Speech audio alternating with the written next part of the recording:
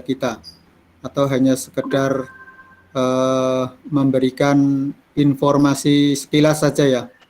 Jadi memang waktu kita hampir kita tersedot untuk membaca media-media sosial yang langsung menohok di depan mata kita. Sementara mutiara-mutiara ilmu yang ada di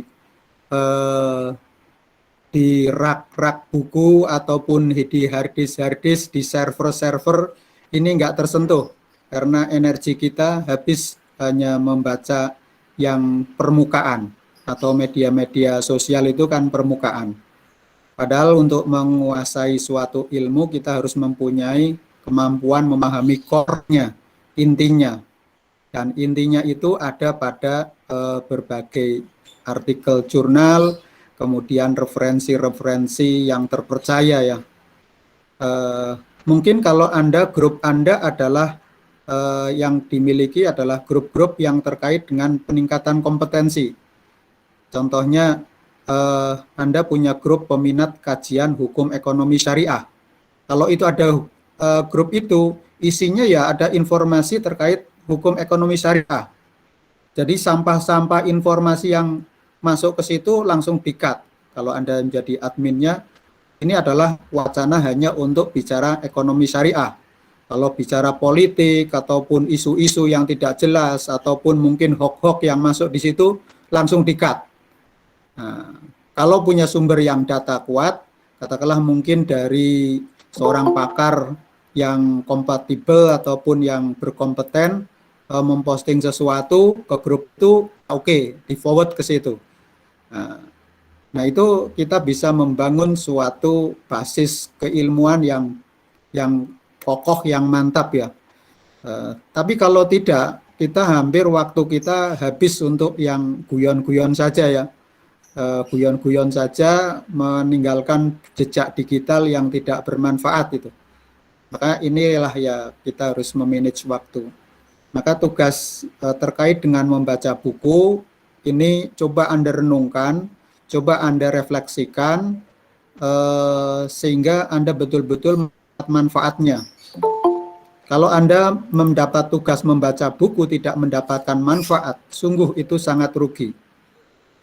Ya, karena kita membangun kemampuan intelektualitas, kemampuan akademik itu dengan cara membaca, mendengar, berdiskusi, dan presentasi. Ini penting ya.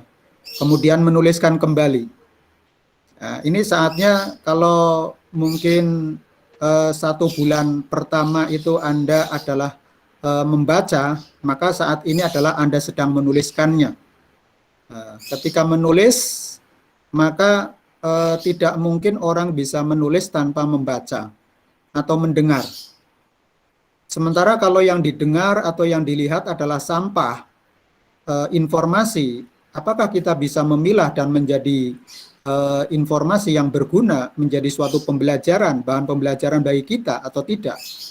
Nah, ini saya kira problem yang harus Anda hadapi, Anda selesaikan untuk bisa mengatasi problem-problem tersebut.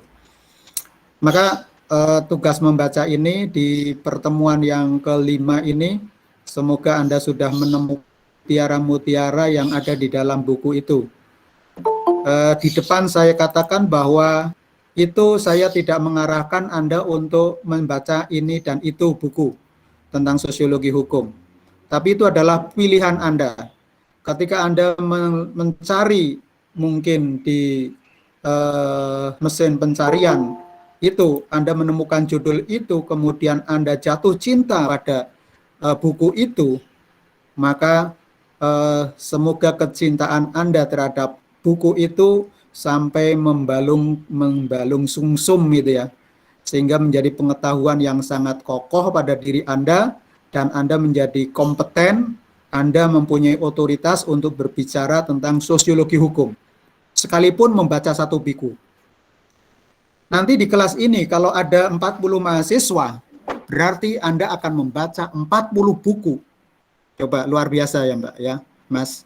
Kalau Anda di kelas sosiologi hukum bersama saya ini membaca 1 buku, kemudian mempresentasikan, kemudian menuliskannya 40 buku itu menjadi satu kumpulan book review, maka Anda akan dalam semester ini sudah mendapatkan membaca 40 buku.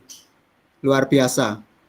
Jadi percepatannya Anda akan cepat, Anda akan menguasai dasar-dasar bagaimana menguasai hukum atau sosiologi hukum dengan berbagai macam literatur yang dibaca oleh teman-teman.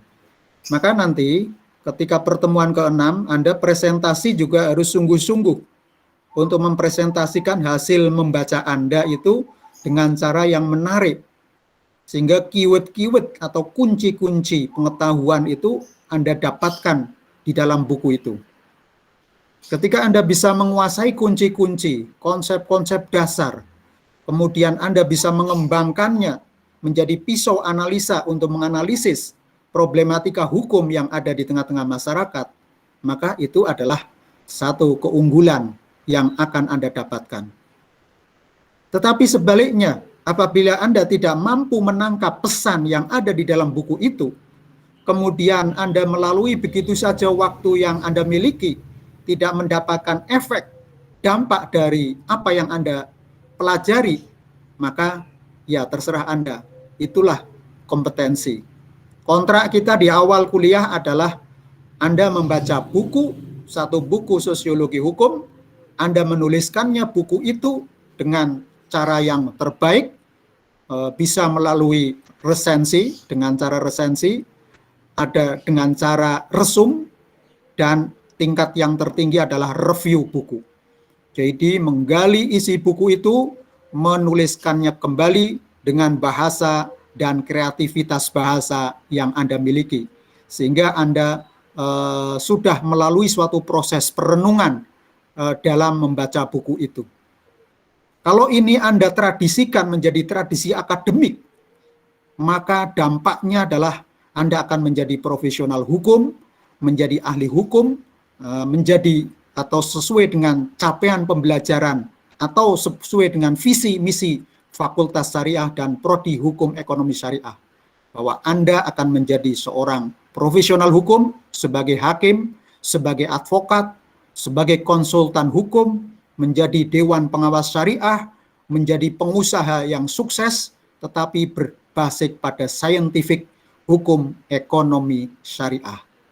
Ini saya harapkan betul-betul Anda camkan. Tugas ini jangan Anda lalui begitu saja, tapi harus sampai menghunjam ulu hati Anda, sampai membuka cakrawala pemikiran Anda, sehingga Anda betul-betul akan menjadi seorang yang pemelang di setiap krisis yang ada. Anda akan senantiasa menjadi pemenang di setiap kesempatan yang ada di dalam kehidupan Anda. Semoga Anda bisa memanfaatkannya dengan sebaik-baiknya. Saya kira itu ya pengarahan saya, poin-poin apa yang harus Anda cermati dari buku yang Anda sudah jatuh cinta terhadap buku tersebut. Semoga bisa dikembangkan, semoga bisa dianalisis sedemikian rupa, buku itu dikulik-kulik, dibolak-balik, diresapi kata demi kata, sehingga bisa mendapatkan inspirasi, hikmah, ataupun makna yang terdalam yang ada di dalam buku itu. Sehingga pengetahuan itu menjadi pengetahuan Anda yang akan membantu untuk survive dalam kondisi apapun di masa yang akan datang. Oke, saya kira itu topik hari ini. Kita akan membicarakan topik yang keempat, yaitu hukum Islam pada masa zaman Nabi Muhammad SAW, bagaimana karakteristiknya, bagaimana tinjauan hukum atau sosiologi hukumnya, sehingga Anda bisa mendapatkan nilai-nilai yang bermanfaat. Saya kira itu sedikit yang kami ungkapkan di topik ini. Untuk selanjutnya, saya persilahkan kepada kelompok 3 untuk menyampaikan, kelompok 4 ya, untuk menyampaikan pokok-pokok pikirannya dari hasil tugas kelompok, sehingga bisa menjadi pengetahuan baru yang bisa di-share di forum kita hari ini. Terima kasih. Saya persilahkan kelompok 4 untuk presentasi. Dari saya, Assalamualaikum warahmatullahi wabarakatuh. Waalaikumsalam warahmatullahi wabarakatuh. Waalaikumsalam Warahmatullahi wabarakatuh.